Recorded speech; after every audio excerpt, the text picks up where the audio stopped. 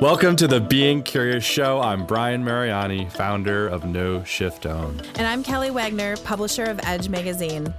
Our show is about curiously connecting teachers and seekers on a wide range of topics in a safe space.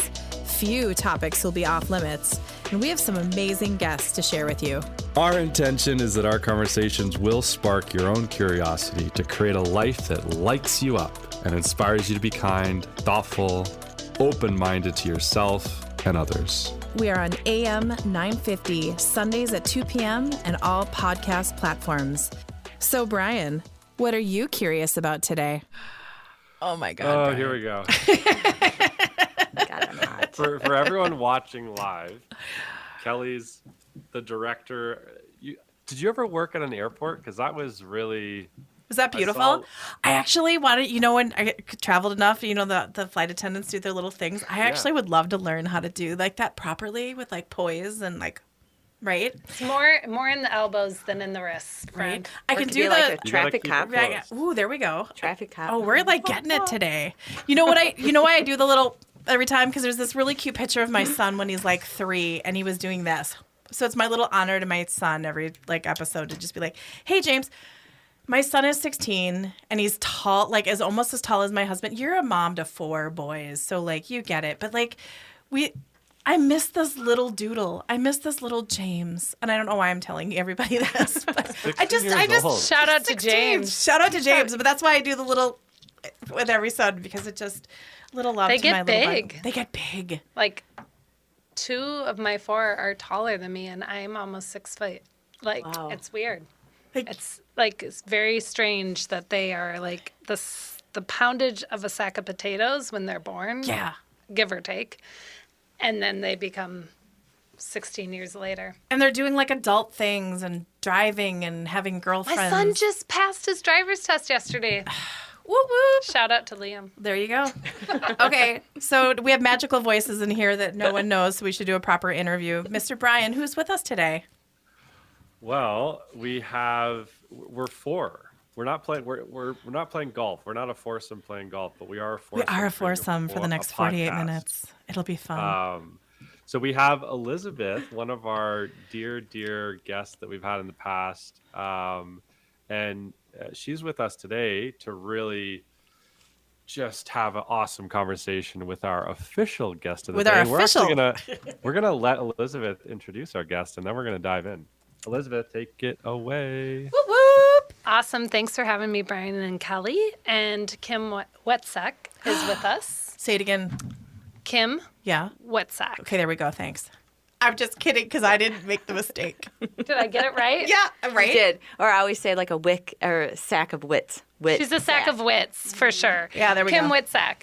All right, I feel more confident. I've always just referred to you as Kim. Yeah. So she is someone who could go just by her first name. She's the co-founder of Woodymatters, which is a global drug and safety organization that represents voices of families who live every day with the consequences of a failed drug safety system. And she, with her organizations, makes sure that everyday real world perspective is presented in important healthcare conversations. And one of the things that I love about Kim is that she's definitely pro-information, pro-communication, and pro-transparency. And Kim, maybe you can jump in here because one of the other titles that she has been called is the accidental advocate. Sure. Well, Hi, Kim. Let's officially say hi, Kim. Hi, Kim. Elizabeth's being very formal, and we need that, I think, sometimes in our show because I have squirrel moments all the time. I love squirrel. Well, I love we squirrel. usually get the name wrong. So. And that just And starts the whole instead, you put it on me to I get know the I name did, wrong. and it was awesome. Well, Elizabeth, that gets put on me every single time, and I just somehow throw it back at her sometimes. and it just is. It's always worth it. I was like, oh my gosh, I'm gonna get like hot here because I know the room started to get really, really hot too. By the way, like right. And my coats, I had to take off my jacket. So Layers. it is really hot. But you know what I have to laugh at about, hi, both Kelly and Brian and Elizabeth. I'm super excited to be here. But I have to laugh at the idea of getting the name wrong because, of course, it's spelled Witczak, and nobody gets the C and the Z, and that just is all kinds of confusion. But every time they'll say, can I get your last name? I say, Witczak. And they think I say, what's that? And so they keep going back and forth, like, who's on first? Who's on, so it's really, that's perfect. yeah, it's really, so don't feel bad. Everybody gets the last name wrong. That's my married name. And I will. shout out to Woody. Shout out to Woody. My name, I'm originally from here, Minnesota, and my last name was Olson growing up. Oh, so I could have nailed that one. I could have too. I literally was. I would have had that. I'm totally, when I went and met Woody, like his real name was Tim, and and I'll go into my story in a second, but I was like, oh, Tim Witczak. Oh, that sounds good with Kim Witczak. Like after 2 dates, I was writing Kim Witczak, and he was like, that's super embarrassing. And it was because I just didn't want to have Olson anymore.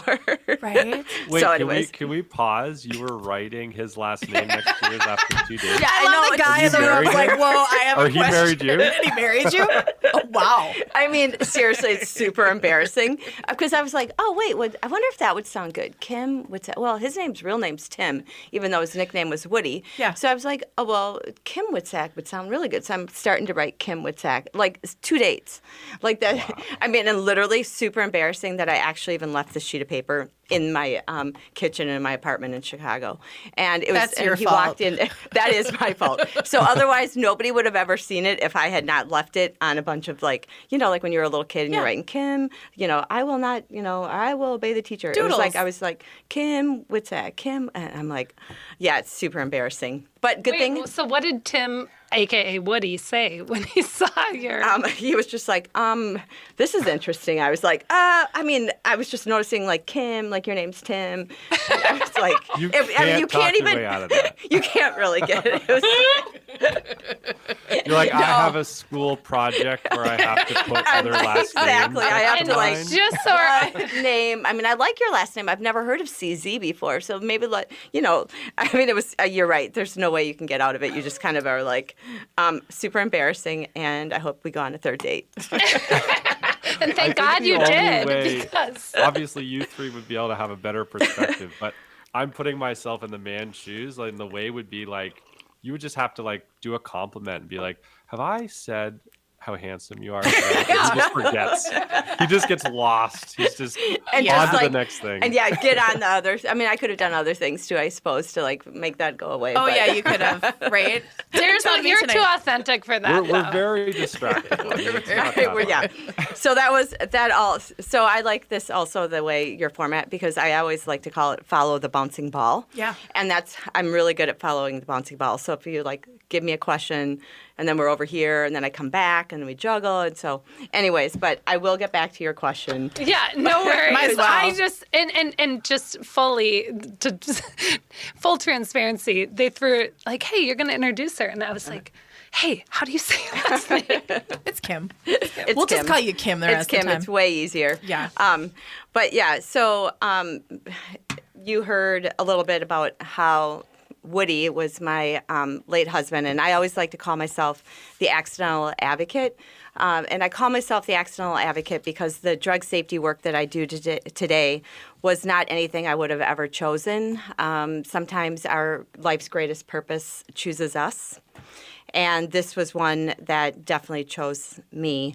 And it was a personal story. And, you heard a little bit about my second date with Tim, Woody, who eventually became my husband. But my life changed. My life looked very different almost 20 years ago. I was married to Woody. We had been married for almost 10 years. Living great life. We lived here in Minneapolis, moved back from Chicago. We were about to start having kids. We were both traveling for our work. He had just started his dream job with a startup company and was having trouble sleeping. And Woody was a guy that always needed 8 hours of sleep. He always got 8 hours of sleep. And when he was waking up, started waking up at like 3 in the morning and couldn't sleep, he went to his doctor, his GP, somebody he's gone to. Trusted forever. You know, Woody always, because he was a big athlete, he always thought that doctors don't get paid enough to do, because they always put him back together. Right. And so whatever they told him to do, he did. And so he went to see his GP on June 30th of 2003 and was saying that he was having trouble sleeping. And his doctor, you know, gave him a 3-week sample pack of an antidepressant Zoloft and told him that it would take the edge off and help him sleep. And so Woody, you know, left with this 3-week sample pack in a brown paper bag. I happened to be out of the country when he first got put on these drugs back in, I was in New Zealand on a 3-week work shoot. And so I didn't see him, but the 3-week sample pack that Woody was given automatically doubled the dose from week 1 to week 2. And so there's, you know, 3 weeks, he's taken the drug. I come back. I'm excited to see him. And I'll never forget, Woody came through the back door completely drenched in a blue dress shirt. And he was crying, driving around crying, and he fell to the floor with it, and then in a fetal position, and had his hands around his head like a vice. Kim, you got to help me. It's like my head's outside my body. Help me. And he's like rocking back and forth crying. And I was like, I've never seen this out of him in a million years. We were together 3 years before we got married. And so we calmed him down, and he called the doctor, and the doctor said, you got to give the drug 4 to 6 weeks to kick in. So every night the next week, Woody came home and he'd be like, what do you think about hypnosis? I'm going to beat this feeling in my head. What do you think about acupuncture? I'm going to beat this feeling in my head. What do you think about chiropractic? Like, he was looking at all these things about beating this feeling he was having where he was detached from his body. And I left out of town, and Wood and I traveled a lot, and I hadn't heard from him. It was a week after he had this episode. I hadn't heard from him all day, so I called finally, and we talked all the time. We both left notes all the time when we traveled. And I finally, when I called, sent emails. I called our home voicemail, and I got the people he was working with, his partners, called and said, hey, Tim, where are you? We've got this huge meeting tomorrow. And I was like, that doesn't sound good. Maybe Woody, you know, I'm thinking Woody fell and hit his head because of, you know, feeling detached. Mm-hmm. So I finally and I was out of town again. It was our busy time for work. And I called my dad around 8 o'clock at night, Minneapolis time. I'm like, hey, Dad, do me a favor. I hadn't heard from Woody all day. Can you go over and check and see if he, like, I don't know if he hasn't slept or, you know, fell and hit his head. So my dad goes over to my house, and then I'll never forget the next call I got. It's bad, like screaming. And I'm like, what? What do you mean it's bad? And he's like, Woody's dead. And I'm like, what? And he's like, Woody's dead. Mm-hmm. And I'm like, how do you know he's dead? Like, what do you mean? And he's like, he's hanging, and he was found hanging from the rafters of our garage, dead at age 37. And in that one phone call, my life took direction, basically stopped the direction and the path I was on, and I would never go back onto that path again, and got thrown onto another one. But so that night, when Woody was found, the coroner had called and asked if Woody was taking any medication. And the only medication he was taking was a bottle of Zoloft, and it was sitting on the kitchen counter under a light, and which is just interesting because it was up. He kept it upstairs. But it was sitting under a light in the kitchen, and she said, we're going to take it with us. It might have something to do with his death. And so that was, you know, what? That didn't, and your whole world is my whole just world, I'm just like, I don't even know what you're saying. Yeah. Like, meanwhile, my mom and dad, you know, my sister and her husband came over, and then the other thing that was interesting about that day is the front page of our newspaper, the Star Tribune, had an article that said the UK finds link between antidepressants and suicide in teens. So both of those, I had no note from Woody, but both of those kind of were. Those were notes from Woody. Yeah, those were some pretty big notes that I think was given to me as, my life fell apart. My brother-in-law went home and Googled, like, what? Because, he was like, this doesn't even make sense. We would never question the drug. Why would you? It's safe and effective and advertised and given to him by his doctor. But my brother-in-law Googled Zoloft and suicide and found out that the FDA had hearings in 1991 when it was just Prozac on the market, and for the exact same issue for violence and suicide. And they did nothing. And tell our listeners, and at this point, so that was 1991, and Woody's death was? And Woody's death was in 2003. Wow. And so that was, the FDA knew about this link in 91, and it was only Prozac. They 12 told, years. Yep, and that before Woody died. Because at the time of Woody's death, there was no warnings to even be, when you first go on these drugs, that if you start having any kind of impact or, things going out of control, that became, we didn't know. Right. We didn't know. Okay, you guys, we're wrapping up segment 1. We're here with Kim, Brian, and Elizabeth. More to come.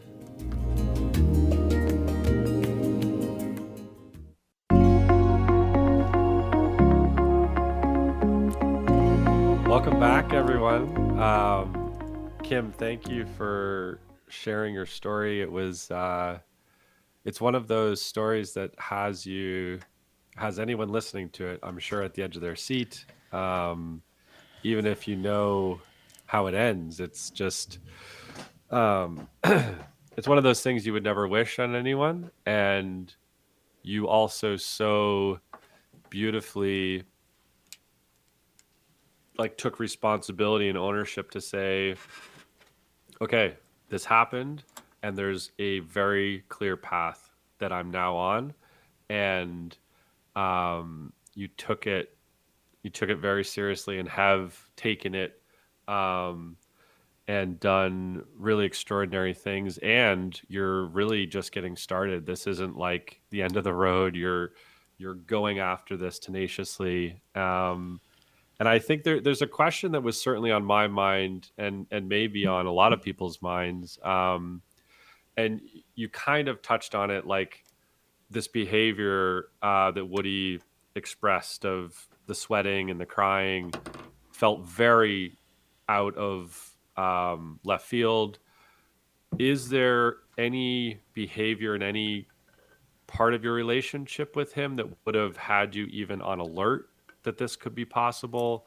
Or was it a very distinct, Woody was one way, he started on this drug, and I came home and changed. he was different. Yeah, it's funny. I get asked that question quite a bit about, was there anything? Woody had no history of depression. He didn't have a history of mental health issues.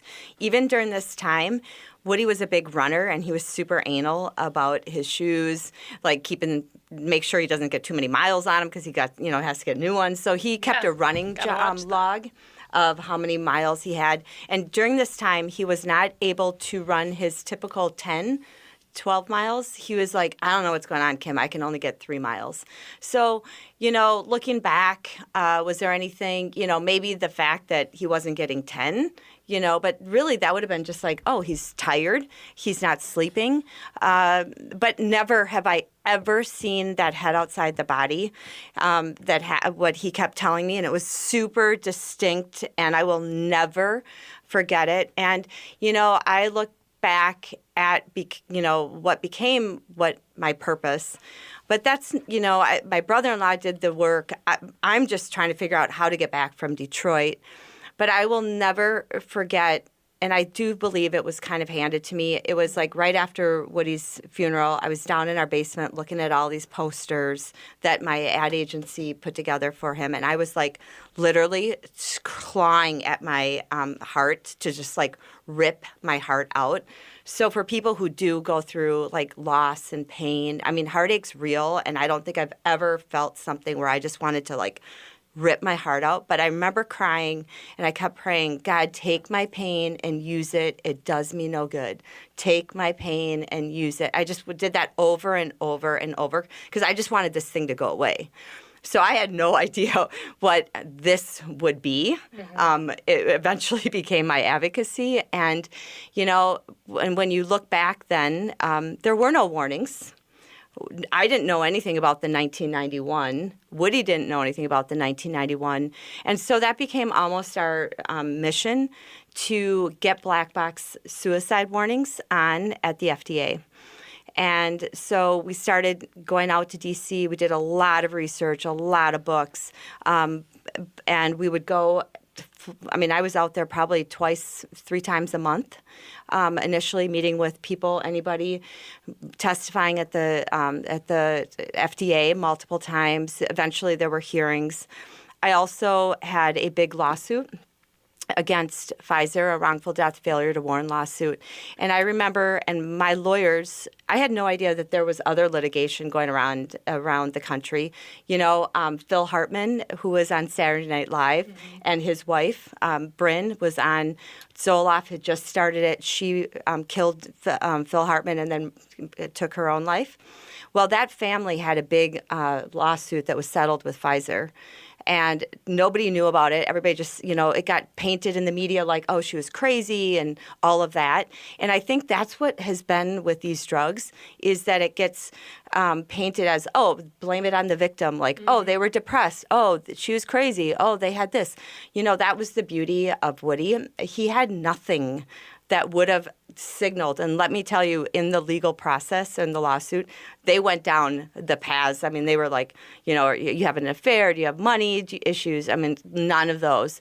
But and it does seem like the laws tend to protect the perpetrators. Absolutely. And you and your advocacy really were able to move through what might have been roadblocks. Yeah, absolutely. And you also mentioned one thing, and I want to let you keep rolling, but I think it's important for our listeners to understand, like, you were really well poised because of your work in advertising and marketing to start to, and maybe you can touch on this after you complete, but to start to look at the documentation that is presented to healthcare providers, to the courtroom, and to possible people who might take those drugs and unpack them. So maybe you can speak to that too, sure, as you keep going.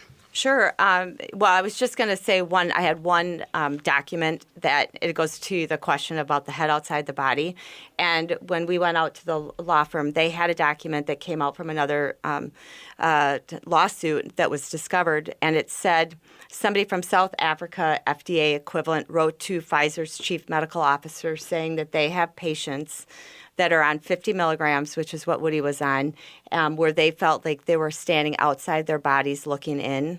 And Pfizer's response back was, we don't know why. It happens on all SSRIs. We don't know why. And I was like, wow, you guys knew about this. And so Woody, when he was having that and we called the doctor's response back was 4 to 6 weeks, because that is what the sales and marketing of Pfizer was telling the doctors.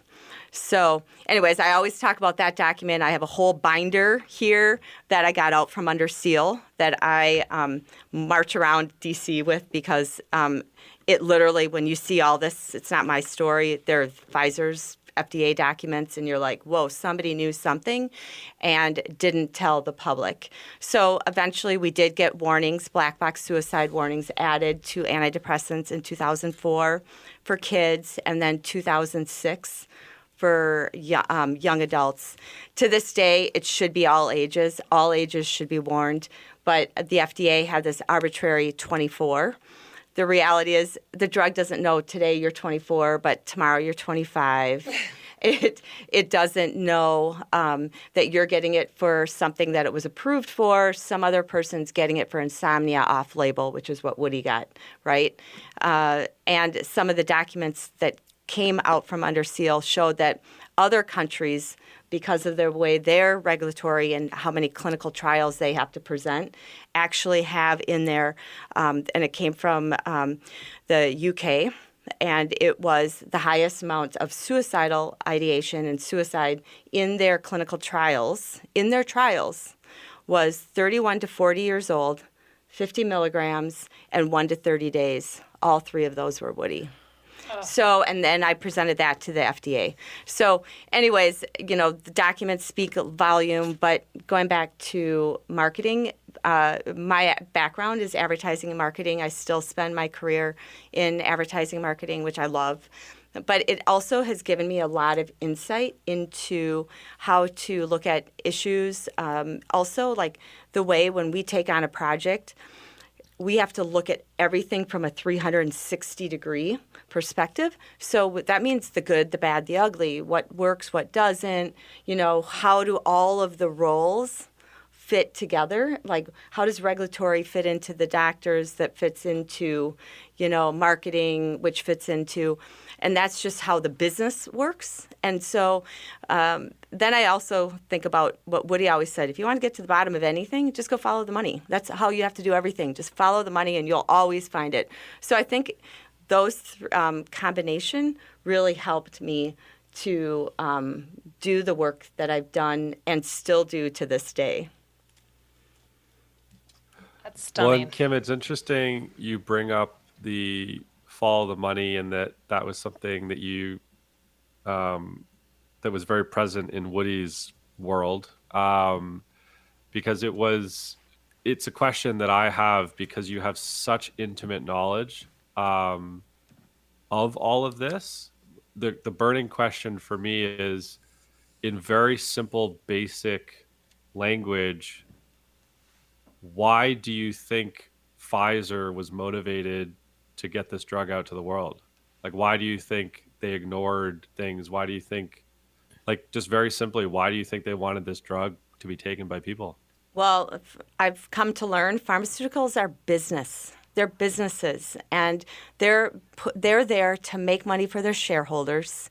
I think I've always had the impression like, oh, they're for patients. I mean, patients are how they go to business. You have to have patients, like just like, BMW has to have drivers. I mean, it's their customer base, and they use the physicians. They use the whole system.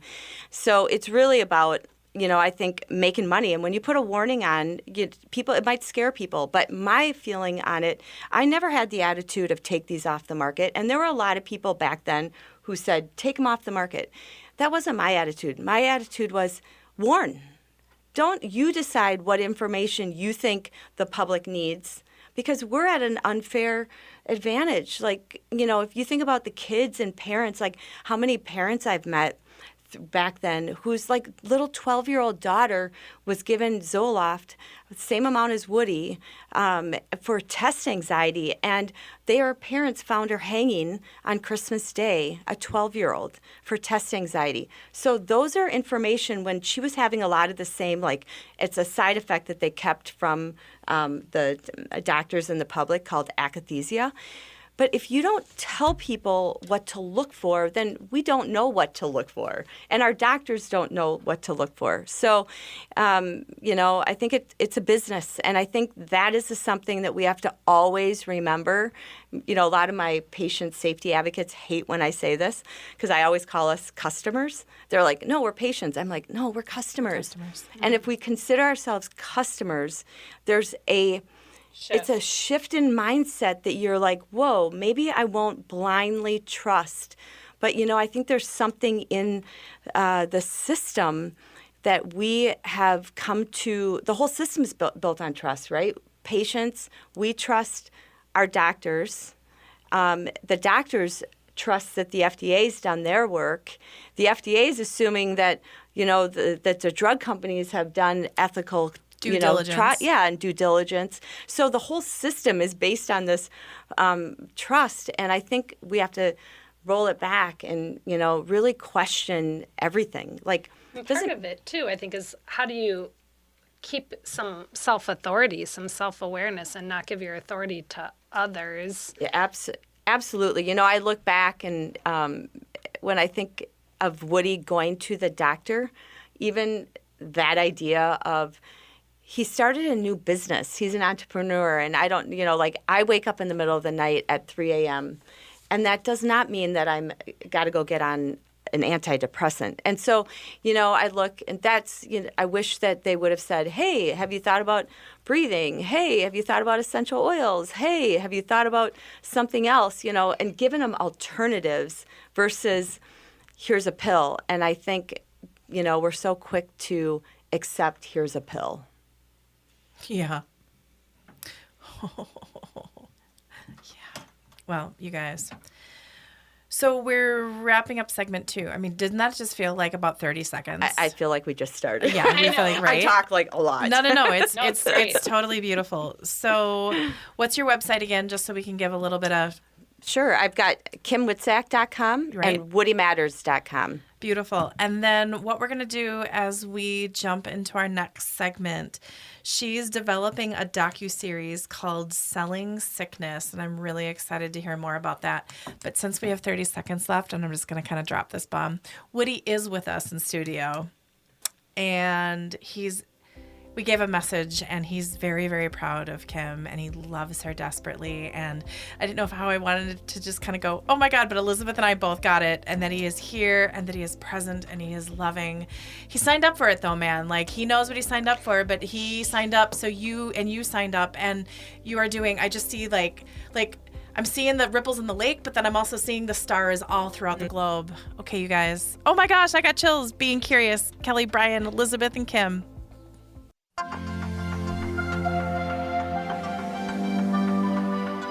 Welcome back to our show. We're with Kim. We've got a whole crew here. We're really diving into what I'm sure is difficult. Brian's trying to keep but it we're all on the laughing. rails.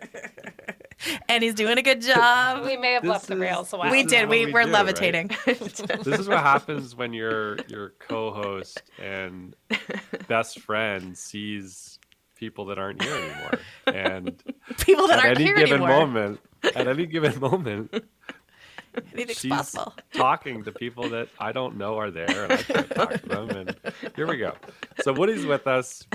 Hi, Woody. Thank you for being here. Woody says he likes you, Brian. Yeah, he does. I feel like he Appreciates and I that would you have gotten along acknowledge very well. that he's here and that you actually understood how it was a little freaky to see his last name on Kim's notepad. Yeah, he Well, appreciated the funny that. thing is, I actually really felt very connected to Woody in that moment because I am the type of man that if a girl that I was into had done that, it would have been like the most attractive thing on planet Earth to me. Oh, So I I actually love felt very that. connected Sweet. in the moment. I'm That's also super a sweet. runner. I have, if I were to show you off camera, I have probably 30-ish pairs of shoes over there, ish, and more in other places. So I do feel very connected with Woody. you understand the mileage on your shoes. I understand. I never And, did. How are your treads? I I'm thought it also was not Woody very amazing. wants, formal. Woody wants to know how your treads are right now. Oh, we could get real crazy, and I could go get all my, not only my clean shoes that I run with, but all the products I have to clean my shoes. Oh, good. and Oh, keep boy. them well Woody's maintained. proud of That's you. already. You just said cleaning. I'm like, Yes. he would just go take my shoes and polish them. I'm like, oh, dude. Oh, yeah. I have a whole shelf right over here Oh my god. with brushes and a number of different products just to keep my shoes clean. Yeah. Yes, Woody would like you. I can already tell you that right now. Yeah. I feel like we should insert a product promo now. It would be a perfect one. All right. So Back here to we are. selling sickness. This is our show. This is Back to what selling sickness, not health and I running. desperately attempt, even though I'm very not formal, and Kelly knows me off the air. I'm not a formal person, but I do try to keep it together, and it's never worth it. It's so much more fun when we do this. But I do have a question, Kim, because you brought up, or Kelly brought up, that you are developing this docu-series, and what you do is, we're not going to be able to get into my history on this particular show, but just know that I've been very involved in this fight as well. It's my dad actually founded the Center for Functional Nutrition. So I've actually come from the total opposite side, where my reality was always to never trust the drug.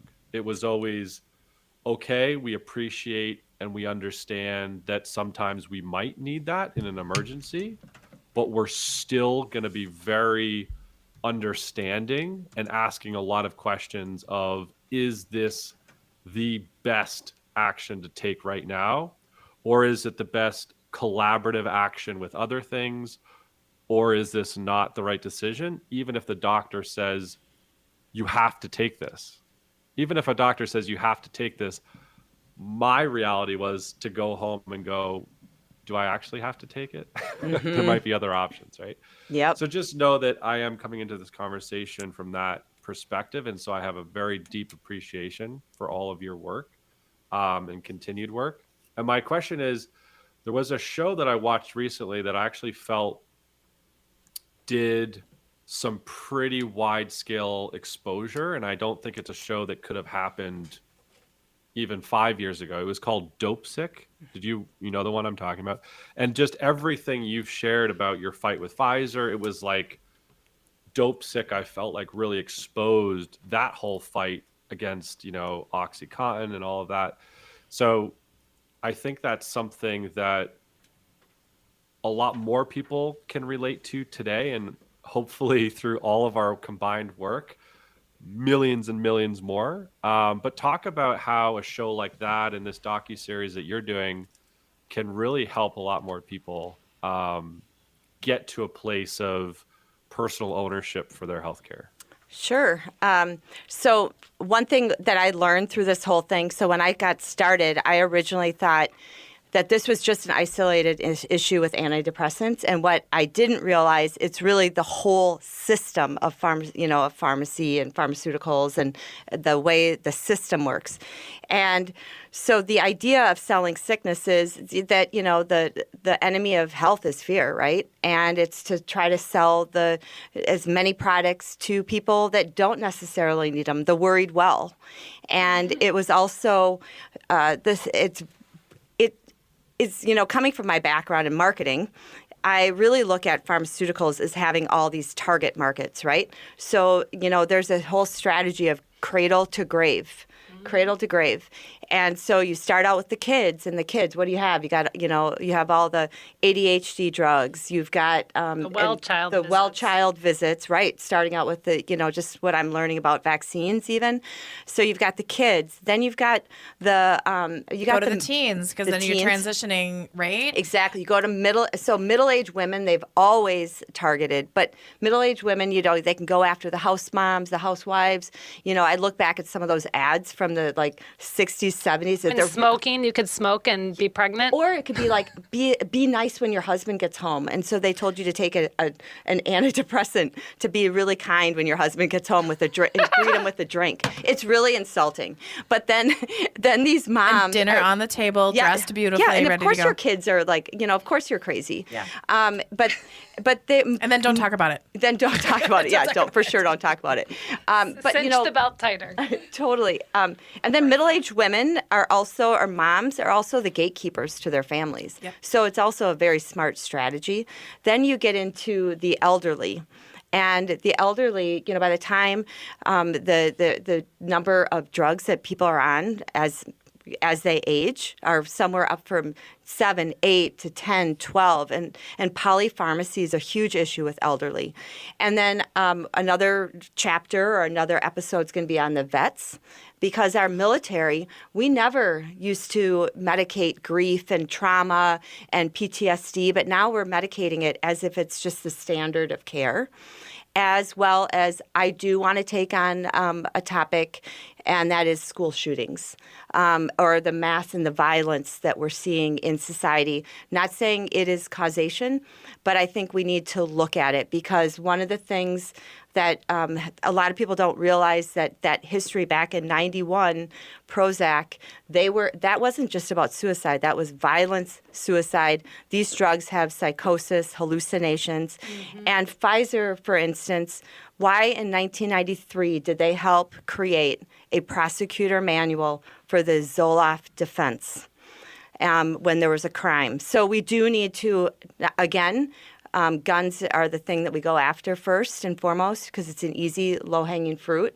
But we do have to look there. And so that's kind of the idea of the chapters and really kind of doing the spider web of money, following the money from, like ghostwriting. Do people know what ghostwriting is? Do people know what key opinion leaders are? Tell our audience just in a sentence, ghostwriting and key opinions. Sure. I learned this all through one of the documents that came out. Pfizer had an entire publication plan for selling social anxiety disorder. They had it. They knew exactly when it was going to run, what dates, what journals, and they had actually the titles. But there were a few spaces where it still said Dr. TBD, author TBD. They had to go get the authors to put their names on, and then they could put it into the journals. So I do want to interject one more time just to honor this. You are about advocacy. You are about information. You are about transparency. You are about finding out the why. Yep. And really empowering yourself with information. You're not anti-drug. You're not anti-vaccine. You're not anti-this or that. You're just ask questions, be curious, and that's why you're on our show. Be curious and, trust your gut and talk with people and talk with your doctor and have them as a partner. I just really want to make sure that is an overlying theme of our beautiful show because I don't want people to just have a soundbite and think it's totally different than what you are because you are about like research. Absolutely. Okay. I wish, I go back and that's what this whole, episode or the docuseries is really about. The research that I have done, we were blindsided. We didn't know what we didn't know. And it all started, I think suicides in general start with a sense of investigation, like kind of wondering why. But all of these things that I found out, we didn't know. And I've always said, I'm not anti-drug. I am pro-information, pro-transparency, pro-accountability, and curiosity. Woody's tagline when we started Woodymatters was, be smart, be informed. Yeah. And it was really about asking questions because ultimately I think in anything in life, it starts with the question and curiosity and be willing to, what if? What if there was a link between, the psychiatric drugs and the rise of violence in society? What if this, drug has something? What if? It's just a what if question. Then you go and I always tell people when I get asked, what do you want people to do? And I always say, stop, pause, ask questions, be curious before acting. That's beautiful. And it gives us a place to start and help be self-advocates for ourselves. And even I think sometimes people can be hesitant to ask questions of people that they perceive as authority figures or who have more education, but really it brings it back home to our own inner curiosities. And I also think our intuition, right? I think there's something when you hear this all the time about there's nobody better than a mom who has a mom's intuition of her family, right? Or a mother's gut, or your gut. If something doesn't feel right, it's an opportunity to take a step back and understand it versus, and not be also afraid to challenge somebody who might have a letter, series of letters behind their name as experts because ultimately it's your body, it's your loved one's body, it's your health, your well-being, your. Well, what creates balance for one actually can create disharmony for another. So that's, I think, also no two people are the same.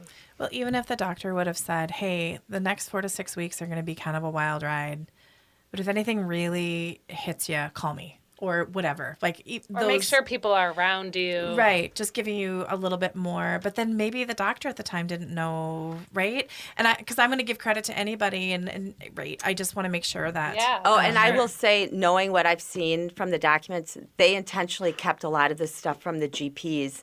And they were written by, 70 to 80% of the drugs are written by GPs. So we did not take, in our litigation, did not go after the doctor because I feel like the doctor didn't know, just like Woody didn't know, and felt horrible that he didn't know. But, it does go back to, just information. If Woody would have been told, if he would have known that it was like antidepressant, he might have said, well, why am I getting an antidepressant? I can't sleep. He might have asked that question. Or he might have said, Fair. Is this drug even approved for the condition I'm getting? Because I think that's an important question to ask your doctors. Like, is this actually approved? Or is it that because once a drug's on the market, a doctor can use it any way they want, off-label. And I didn't even know what off-label was. So yeah, it's just about information and being smart and being curious and asking questions before acting. That's fantastic. Okay, we have a minute left. I mean, like this feels like this has been a 10-second interview. What do you want to leave our audience with? I would say stay curious. I love that name of the show, Stay Curious, because I think that actually is what this is all about. And really to what Brian was telling a little bit about his background, are there other ways, to deal with things that come flying at us in life? So, are there different ways? And ask questions, pause, be curious, be critical. I wish I was critical thinking, and I think there's nothing wrong with a healthy dose of skepticism. I love it. Okay, Selling Sickness is going to be coming out when? As soon as it gets done. Perfect. Okay. Aligned soon. We're with Kim. KimWitczak.com, Woodymatters. On behalf of Kelly and Brian and Elizabeth and Kim and Woody, thank you. See you soon.